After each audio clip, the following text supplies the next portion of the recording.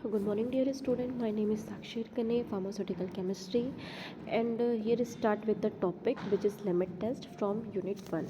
Okay, so what is limit test? Here start with the definition of limit test. Limit test is a qualitative or semi-quantitative test designed to identify and control a small quantity of impurities which is likely to be present in the substance. तो ये definition हमें क्या कह रही है? अगर हम हिंदी में बात करें कि लिमिट टेस्ट क्या है, तो लिमिट टेस्ट एक क्वालिटेटिव और सेमी क्वांटिटेटिव टेस्ट है जिसे डिज़ाइन किया गया है जिसे डिज़ाइन किया गया है इम्प्योरिटी डिटेक्ट करने के लिए, है ना. इम्प्योरिटी मीन्स जो कि हमारे फार्मास्यूटिकल सब्सटेंस को हार्म कर रही है, उसे डिटेक्ट करने के लिए एक टेस्ट रेडी किया गया है, एक टेस्ट डिज़ाइन किया गया है जिसे हम लिमिट टेस्ट कहते हैं. ठीक है. So what is the principle of limit test? Limit test का प्रिंसिपल क्या है? Which is based on formation of colour और टर्बिडिटी. मतलब कि ये हमें टर्बिडिटी शो करता है. टर्बिडिटी मीन्स एक वाइट धुंधला सा टेक्सचर जो कि हमें देखने को मिलता है. ठीक है. And second one is comparison with standard. जैसे कि इसका ये मतलब है कि हम अपने लिमिट टेस्ट में दो टेस्ट रेडी करते हैं. जैसे पहला होगा अपना सैम्पल एंड सेकंड होगा अपना स्टैंडर्ड. तो हम अपने टेस्ट को अपने स्टैंडर्ड से कंपेयर करते हैं. देन कंपैरिजन में हमें कलर फॉर्मेशन मिलता है जिसको हम टर्बिडिटी कहते हैं, है ना. इन केस हमारे सैम्पल में टर्बिडिटी स्टैंडर्ड से अगर कम देखने को मिल रही है, इसका मतलब हमारा टेस्ट क्या होता है, वो पास हो जाता है. इफ़ हमारे टेस्ट सैम्पल में टर्बिडिटी ज़्यादा देखने को मिल रही है एज़ कंपेरिजन विद स्टैंडर्ड, तो हमारा हमने जो टेस्ट लगाया है, जो हमने सैंपल लिया है ना, तो उसमें ज़्यादा अमाउंट में इम्प्योरिटी प्रेजेंट है. ठीक है. जैसे थर्ड क्राइटेरिया दिया हुआ है पास फेल क्राइटेरिया. तो जो मैंने अभी आपको बताया है कि अगर ज़्यादा टर्बिडिटी देखने को मिल रही है, इसका मतलब हमारा जो टेस्ट सैंपल है वो फेल है. इसका मतलब हमारे पास में इम्प्योरिटी हमारे सैंपल में काफ़ी मात्रा में प्रेजेंट है. और अगर हमारे टेस्ट में अगर टर्बिडिटी कम देखने को मिल रही है एज़ कंपैरिजन विद स्टैंडर्ड, तो हमारा सैंपल क्या हो जाएगा, पास हो जाएगा. ठीक है. अब हम इसको किस में करते हैं? हम इसको एक एपरेटस होता है जो कि ग्लास का बना होता है, जिसे हम नेस्ले सिलेंडर कहते हैं, जो कि हमारे पास 50 ml और 100 ml में रहता है. ठीक है. हम इसी में अपने सारे लिमिट टेस्ट परफॉर्म करते हैं. ठीक है. तो हमारे इस लिमिट टेस्ट में काफ़ी सारे कंपाउंड्स के हम लोग टेस्ट लगाते हैं. जैसे कि हम आगे पढ़ेंगे limit test for chloride, limit test for sulphate, limit test for iron and limit test for arsenic. Okay.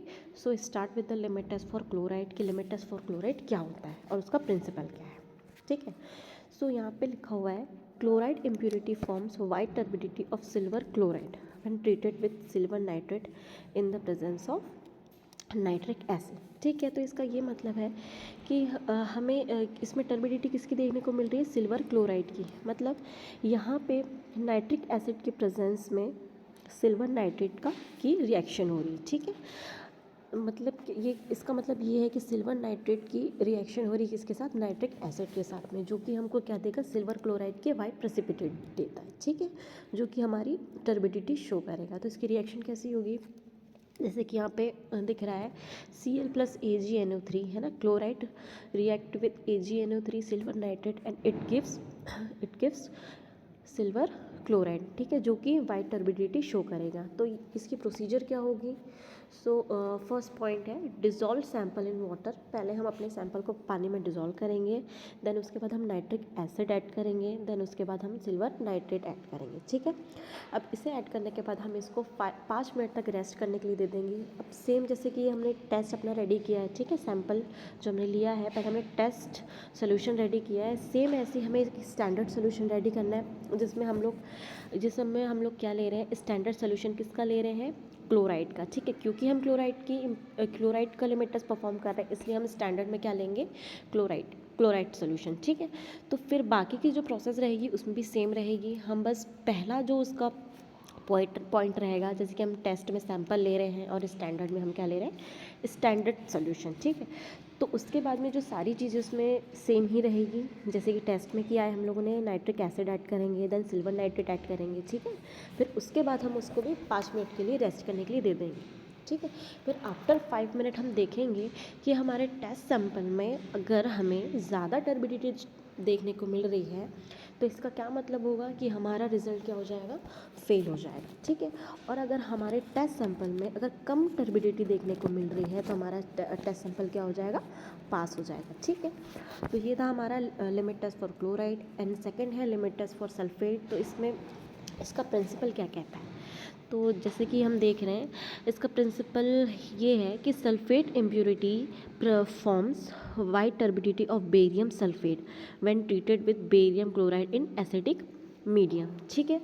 तो इसमें एसिडिक मीडियम का क्या मतलब है कि हम क्या कर रहे हैं, यहाँ पे बेरियम क्लोराइड की रिएक्शन करवा रहे हैं किसके प्रेजेंस में, हाइड्रोक्लोरिक एसिड के प्रेजेंस में, जो कि हमें क्या देगा, बेरियम सल्फेट के प्रेसिपिटेट देगा, जो कि हमको टर्बिडिटी शो करेगा, ठीक है। तो इसमें इसकी प्रोसीजर क्या होगी, ठीक है। और इसकी रिएक्शन देखते पहले तो हम, इसमें क्या जो बेसिक रिएक्शन होती है ना, तो इसमें रिएक्शन में है SO4 मतलब सल्फेट, ठीक है, SO4 प्लस BaCl2 जो कि हमें क्या दे रहा है, BaSO4 मतलब हमारा बेरियम सल्फेट, जो कि हमें टर्बिडिटी शो करेगा, ठीक है। तो इसकी प्रोसीजर में पहला हम क्या, जैसे हमने अपना सैंपल लिया, ठीक है, पानी में उसको ऐड किया, देन उसमें हम लोगों ने डाइल्यूट हाइड्रोक्लोरिक एसिड मिलाया, देन उसके बाद में हमने क्या किया, बेरियम क्लोराइड ऐड कर दिया, ठीक है। फिर हमने उसको 5 मिनट के लिए रेस्ट करने के लिए छोड़ दिया।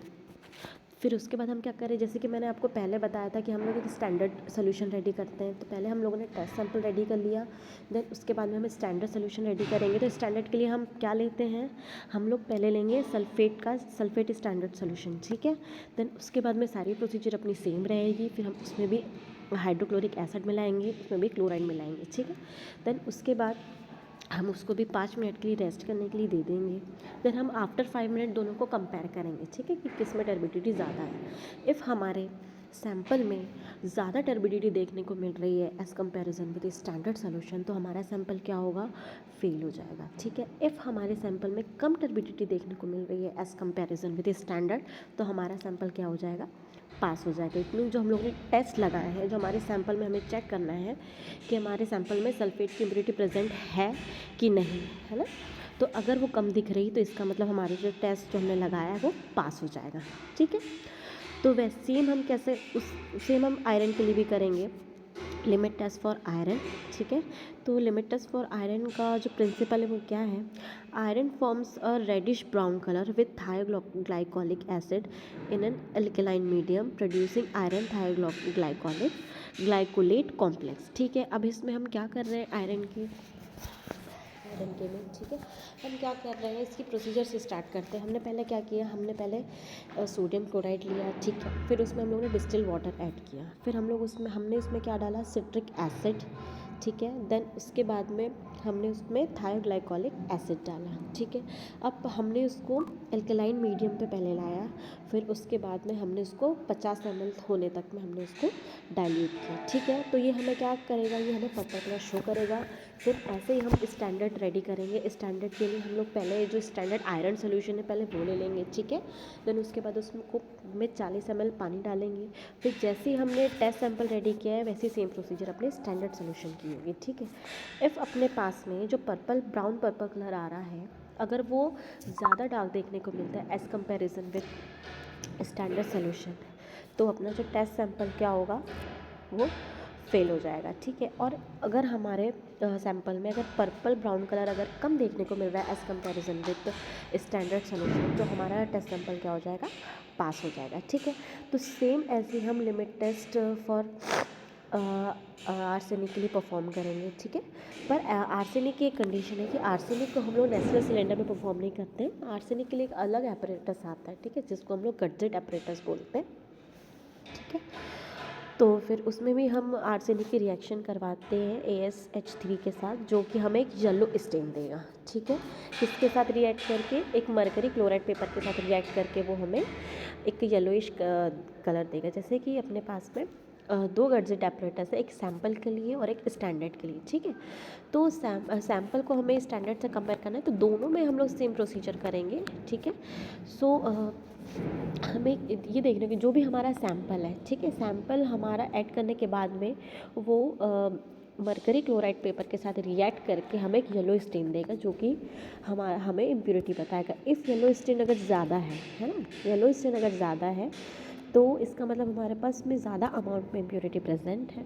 अगर हमारे पास में अगर वो हमें मरकरी क्लोराइड पेपर के साथ रिएक्ट करने के बाद में अगर हमें कम येलो स्टेन दे रहा है, मतलब लाइट येलो कलर का स्टेन दे रहा है, इसका मतलब हमारे पास इम्प्योरिटी लिमिट पे प्रेजेंट है। ठीक है, अब वैसे ही हम लिमिट टेस्ट पर लेड के लिए भी परफॉर्म करेंगे। तो लेड के लिए जब हम परफॉर्म करेंगे तो वो हमें ब्राउन कलर देगा। ठीक है, तो लेड के लिए हम लोग क्या लेते हैं, हम लोग स्टैंडर्ड लेड सोल्यूशन लेते हैं। ठीक है, तो उसकी प्रोसीजर क्या होती है, लेड या तो हम लेड भी ले सकते हैं या तो हम जिंक भी ले सकते हैं। ठीक है, ये जो लेड का दिया हुआ है इसमें हम लोगों ने स्टैंडर्ड सोल्यूशन क्या लिया है, लेड लिया है। और वैसे ही जैसे हमने पहले लिमिट टेस्ट परफॉर्म करे सल्फेट के और क्लोराइड के, ये भी सेम वैसे ही परफॉर्म करेंगे। देन उसके बाद में limit test for heavy metals आ जाएगा। हैवी मेटल्स में भी हम कोई भी मेटल का लिमिट टेस्ट परफॉर्म कर सकते हैं। ठीक है, सो ये था हमारा टॉपिक जो कि हम लोगों ने इधर यहाँ पे कंप्लीट किया है, दैट इज़ लिमिट टेस्ट। और हमने सारे लिमिट टेस्ट पढ़ चुके हैं। सो ठीक है स्टूडेंट्स, अगर ये आपको टॉपिक पसंद आया है तो हम आगे और कंटिन्यू करेंगे। Okay, thank you.